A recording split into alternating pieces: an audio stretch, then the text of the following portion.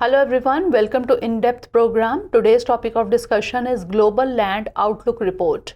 So first of all, we will discuss about the background of the topic. Then we will discuss about the Global Land Outlook, that is GLO.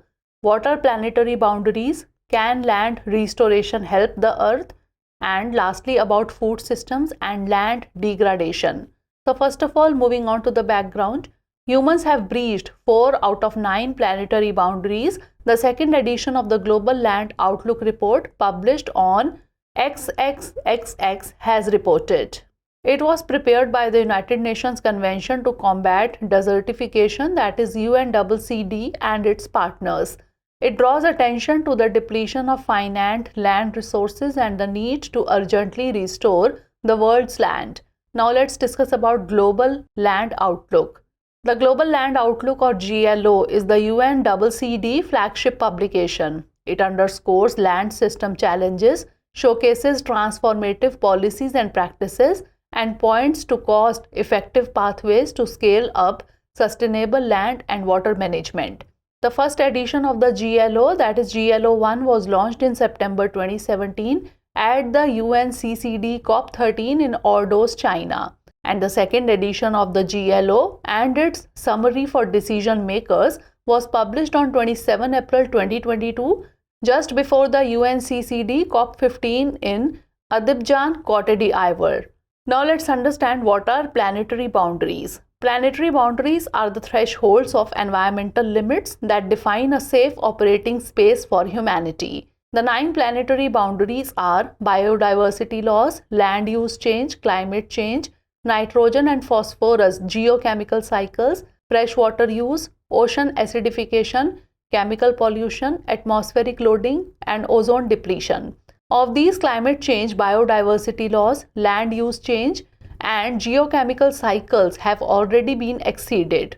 According to the Global Land Outlook Report, these breaches are directly linked to human-induced desertification, land degradation, and drought. Now let's understand, can land restoration help the earth? The report defines land restoration as a continuum of activities that avoid, reduce, and reverse land degradation with the explicit objective of meeting human needs and improving biosphere stewardship. Avoiding degradation means eliminating practices that degrade the environment, ranging from land and ecosystem conversion to socio-economic inequalities. Land degradation can be reduced by adopting sustainable land and water management practices, while reversing land degradation involves revitalizing soil, watersheds, and other elements of natural ecosystems, as well as improving livelihoods and preparing for future challenges with the eventual goal of sustaining all life forms on the planet. Land is the operative link between biodiversity loss and climate change, which means restoring land is crucial to solving interconnected crises.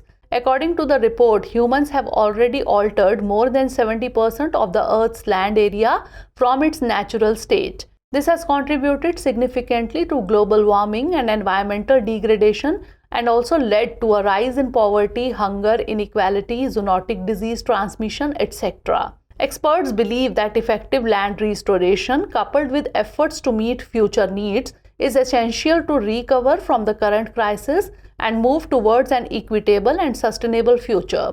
The global annual cost of land restoration to achieve meaningful results is expected to become at least $300 billion by 2030.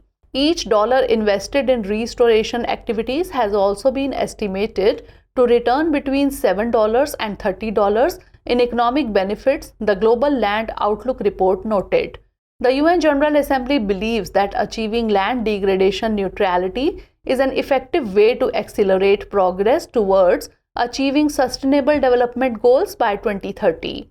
The UNCCD defines land degradation neutrality as a state whereby the amount and quality of land resources necessary to support ecosystem functions and services and enhance food security remain stable or increase within specified temporal and spatial scales and ecosystems. Now, food systems and land degradation.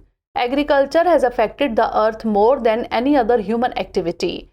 It is not only the practice of growing food crops, but also related activities like the production of animal feed, soil and water degradation, loss of forested land, and maintaining supply chains that connects producers to consumers. Worldwide, food systems are responsible for 80% of deforestation and 70% of freshwater use and are the single greatest cause of terrestrial biodiversity loss. Land degradation, desertification, and drought pose a great risk to global food security as well.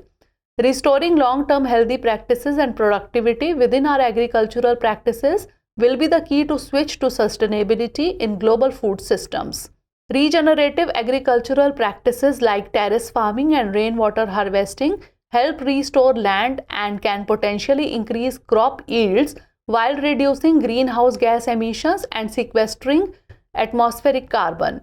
They also create meaningful livelihoods, boost income, and ensure availability of resources in a healthy climate. Land and ecosystem restoration will help slow global warming and reduce the scale and frequency of disasters like droughts, floods, etc.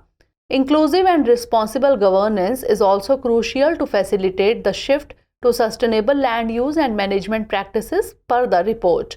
It characterized land restoration as a shared responsibility and that governments, scientists, civil society, and private sector players need to work together to set land and ecosystem restoration goals that transform land use systems. So that's all for today. Stay tuned for the next episode. Thanks for watching.